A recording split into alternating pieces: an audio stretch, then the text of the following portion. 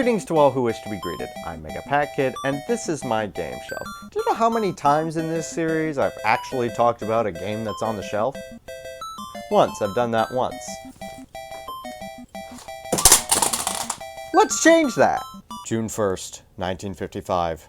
The beginning of the end. This was the date that Namco was founded. They were among the classic arcade giants, alongside Taito, Nintendo, and of course, Atari.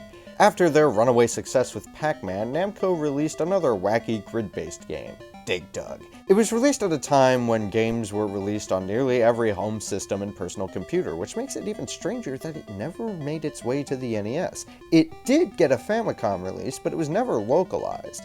The NES version of Dig Dug swam over via Virtual Console, but there's no Dig Dug NES cartridge. The sequel, on the other hand... That's right, Dig Dug was so popular that it got a sequel. The gameplay is very different from the original, but this was a time in which that was more common.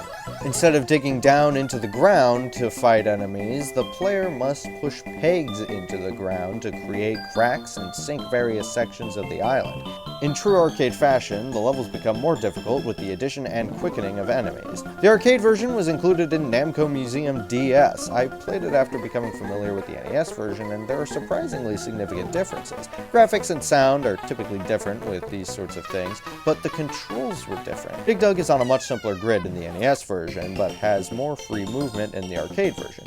As free as you can get with only 4 directions.